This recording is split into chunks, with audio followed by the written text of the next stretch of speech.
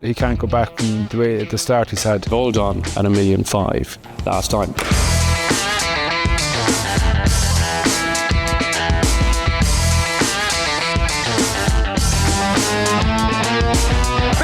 Evs has won the Breeders' Cup. Rosallion qui va triompher nettement. Rosallion and Sean Levy are up in the Guineas.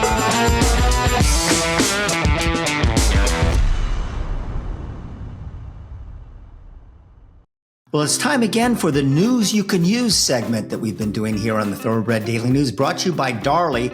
And what a better time to talk about European horse racing and sales than right now with Royal Ascot going on. We bring in now Brian Sheerin. He's the Thoroughbred sales editor for the TDN. And Brian, thanks for joining us. And Darley has already made some news this week so far at Royal Ascot. They have this terrific sire, Blue Point, and one of his sons, Rosallion, won the St. James Palace Stakes. This is obviously a very promising sire. Has a big win today for him. Tell us more about Blue Point and where's he going with his stud career? Well, obviously, Blue Point has a huge affinity with Royal Ascot, Bill. You remember he won twice in the same week. He won the King's Stand and the Diamond Jubilee Stakes. And I suppose if there was a worry when he went to stud, it might be that some of his progeny would be sprinters, or they might just be, pigeonholed as being sprinters. But today we saw kind of a coming-of-age performance with Rosallion winning the St. James's Palace Stakes. And that's his third Group 1 in 3 different countries. So, he followed up his Irish Classic success, beating, obviously, the Guineas winner, and he also beat the French Guineas winner. So, it was an amazing performance. And then, it was billed as a really big day because we got Big Evs running in what was formerly known as in the King's Stands today. He finished a gallant third. I think he'll be better in something like a Nunthorpe because he is all about speed. But, Rosallion, it was an amazing performance. And just because I knew I was coming on today, I actually dug out a quote that his trainer, Richard Hannon, gave to me just over a year ago. And it's kind of a self-fulfilling prophecy here. He said, "I love the Blue Points. They're pretty similar looking, and you can see the Chammerdal coming out in them, and they all go nicely. I think I won't be able to afford many of these Blue Points next year. He could have a big year, which will make them very expensive." Talk about writing the future. And maybe he's a victim of his own success now with these Blue Points, Rosallion flying the flag for him today. Yeah. And one of the horses behind Rosallion, of course, was the 2000 Guineas winner at Notable Speech, who disappointed at 3-5, but some good competition, obviously. But I want to hit on the say, you're a sales expert. For people that aren't familiar with this, there is a sale on Monday, the day before Royal Ascot, strategically placed, called the Goff's London Sale. Over the years, we've seen a lot of horses go through that sale, change hands, and go on to race at Royal Ascot. But yesterday, the real fascinating story has to be the French Oaks winner, Sparkling Plenty, who went through the sale. It's just a fantastic story about what happened and the drama and all that. Tell us about what went down there, Brian. I think the Goff's London sale has been going on for 10 years now. And I suppose it started off with a novelty factor. Now it has kind of hammered in a bit of a date in the diary. Everyone kind of looks forward to it to try and get a horse for it. Talk about an update with obviously the filly winning the French Oaks.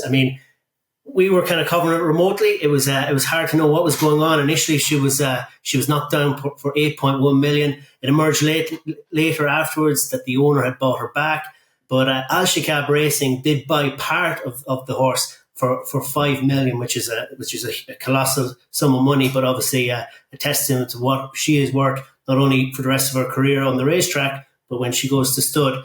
But I suppose when you move that on, I think the whole dynamic of these boutique sales has changed a lot. You've got a lot of private sales have been done in the build-up to Royal Ascot. None more so done by Whatnan Racing. They actually hit the crossbar in the Coventry Stakes. They did the second and the third. I think you'll see better from them as the week progresses. They've got Hatem in the Jersey Stakes, and I think he's going to be very hard to beat. And, of course, the one who bought half interest in Sparkling Plenty, as it turned out, was Sheikh Joan Al-Thani of Qatar, and his brother, Sheikh Tamim, is Whatnan Racing. So Qatar, however you want to say it, is really, really coming on as a major player in horse racing. Exactly. And like they did hit the crossbar. They had a huge week last year with, they won the Gold Cup in those private acquisitions, and it's just gone tenfold. I suppose the one thing you could say is they are walking around these sales grounds and in the build up to the Royal meeting with what is essentially a blank check. Okay, but it's one thing having the money and then producing the results. And, they've got the results, so you've got to take your hat off to them. Brian, so many big races to talk about, but I'd like to look at some of them that have themes that relate to American racing fans. And that would be first and foremost the Prince of Wales, because we have 2 Breeders' Cup winners in Spiral and Auguste Rodin coming into that race as some of the headliners. Having said that, both of them don't look like they're in the greatest form right now. Gus Rodin was 12th in Dubai and then second as a heavy favorite in the Tattersall's Gold Cup. And in Spiral ran a real clunker last time out of the Locking Stakes, but beaten almost 13 lengths, finishing 4th. What's the take on those 2 horses? Can they rebound? Any excuses in those races I just talked about? You know what? I think Aidan has done some Phoenix from the Ashes type performances in the last couple of years with City of Troy and who's to forget Auguste Rodin in the Derby last year. I wouldn't be betting against Auguste Rodin. I think he's going to win it. But I have to say some of the gloss of this race was taken off when White Birch was ruled out. I would have loved to see John Murphy's horse White Birch. He obviously beat Auguste Rodin in the Tattersall's Gold Cup. I actually don't think that was a fluke. So I'll be following White Birch as the season progresses. But when you're talking about Wednesday, I think Auguste Rodin, I think he's going to be teed up for the race. I think he's going to be very difficult to beat. And Spiral is obviously, she's a dream filly. I mean, she comes back season after season. I think she's going to be a tough nut to crack, but I'd fancy Auguste Rodin to edge it. But if you're talking about races as the week progresses, I think it's going to get even better for Aidan. I think the big one that we're really looking forward to is Opera Singer in the Coronation Stakes. I think that has the potential to be probably the race of the week. So in Spiral and Auguste Rodin, obviously based in Europe, Ireland and England, and came over to the United States and rated the Breeders' Cup successfully. What people have become accustomed to over here is the reverse of that, when some American-based horses come over to Royal Ascot and try to compete against your best. Wesley Ward, obviously, has been the trendsetter in all that with his success over there with his 2-year-olds. It looks like we have 4 American-based horses, 3 from Wesley Ward, Ultima Grace, Saturday Flirt, Burning Pine, and 1 from the John Sadler barn and Miss the Cut, who are going to be competing during the 5-day Royal Ascot meet. What's been sort of the opinion over there about some of the American horses? I have some pretty strong opinions about them, but what's the word over there? Well, do you want to know my opinion? I'm not going to give you other people's opinion. I'm going to give you my opinion. I think it's actually a bit of a shame that we don't have more, American raiders. I mean, growing up, Royal Ascot to me, like Wesley Ward, I think he was the first American to actually win a race at Royal Ascot. And, it's always been about Wesley. I think he said something about the rising costs was put up as one of the main reasons, and maybe a lack of interest from owners. Look, we all know that the prize money at Royal Ascot is not what you go to Royal Ascot for. It's the pageantry, the whole event. And I mean, your prize money is amazing. So, maybe some owners have had enough of it. I don't know. But look, he has, I think, 3 runners this week. I'd love to see more. Maybe you might tell me more about their chances. Well, I'll try. Wesley, we're familiar with seeing him debut his 2-year-olds at Keeneland, typically in those 4.5 furlong dirt races. And we've seen some extremely impressive, powerful performances by Wesley Ward trained horses who go over to Royal Ascot. Some have won, others have been beaten pretty soundly. These 3, in my opinion, are well below the form of some of the best 2-year-olds that he sent over there in the past. Ultima Grace won very impressively at Keeneland on April 18th. But it was a very slow 4.5 furlong time. And the horses that she beat was probably the worst maiden field of the meeting at Keeneland. So she was supposed to win that race impressively, and she did, but she's got a lot left to prove. And Saturday Flirt and Burning Pine looked pretty good winning. Saturday Flirt on the turf and Burning Pine on the dirt, but still not as impressive as some of the Wesley Ward horses that we've seen come over there in the past. Miss the Cut. He's got proven form over here at 1.5 miles on the turf. His couple of races at Santa Anita were flattered by a horse that he beat that came back and ran well. Silver Knot just beat him in the Elkhorn at 1.5 miles. He gets that distance in the Hardwick. But it's just hard to imagine that there's not a couple over there at a mile and a half that would be superior to Miss the Cut. But I would think he would at least be competitive. Yeah, obviously we remember Miss the Cut from his time with George Bowie. He was very much a flagship horse for him. So I would give him a big chance. As for the Wesley Ward juveniles, I don't know. I'd be disappointed if we didn't have some bullets that were too hot to handle for them.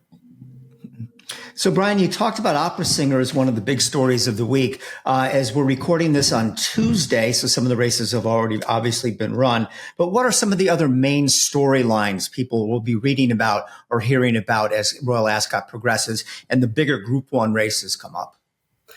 Well, look, you guys, maybe you're not as fascinated about the stairs as we are over here. We've got a penchant for them. Look, Kyprios is going to be difficult to beat in the Gold Cup. It's kind of going to be a familiar team, I think, going forward. I think it's going to be very much some of Aidan O'Brien's big guns have yet to run.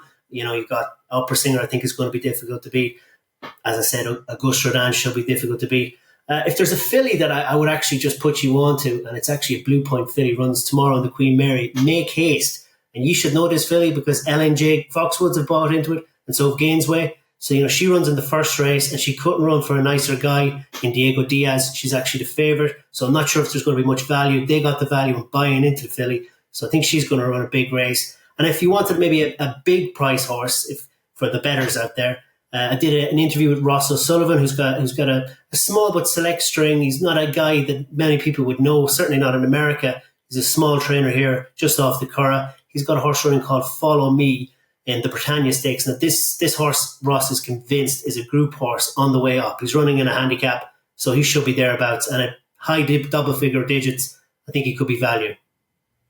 So your confidence in Auguste Rodin, despite the way he ran in his last start, do you just chalk that race up to is sort of in the same category as some of his past inconsistencies? Yeah, I mean... And probably because he has been trained for the race. That is the thing that Aidan has been hammering home. And I'm loath to ignore Aidan because I took on City of Troy in the Derby and I've learned an expensive lesson there. So I'm not going to do that again. And look, I don't want to diss the race, but obviously White Birch coming out, that was a small disappointment. I think obviously Inspire is a very good filly, but I think Auguste Rodin will have her measure.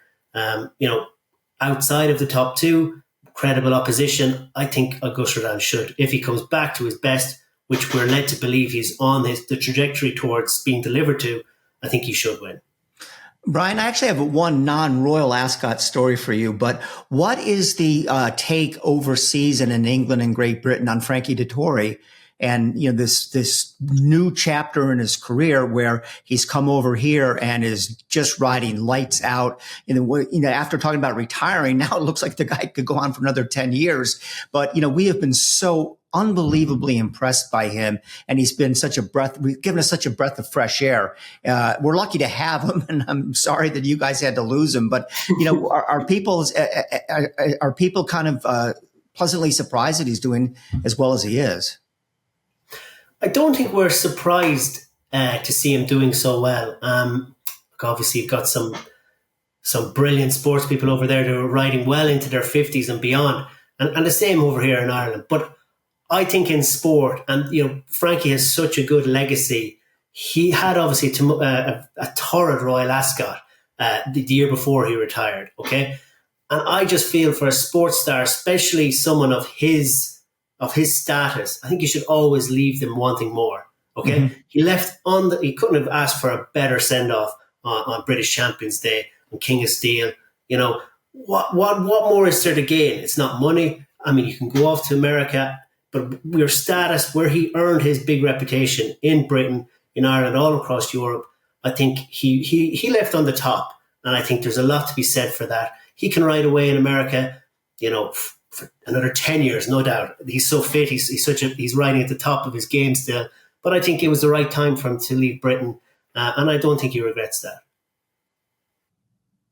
Well, Brian, that was great. Got a good education on what's going on at Royal Ascot, and enjoy reading your stuff in the European edition of the TDN. Thanks so much for joining us on this week's News You Can Use, sponsored by Darley. Have a great Royal Ascot meet and keep giving our family those winners, okay? Okay. Thanks, guys. Thanks, Bill. Thanks, Randy. Thanks, Brian.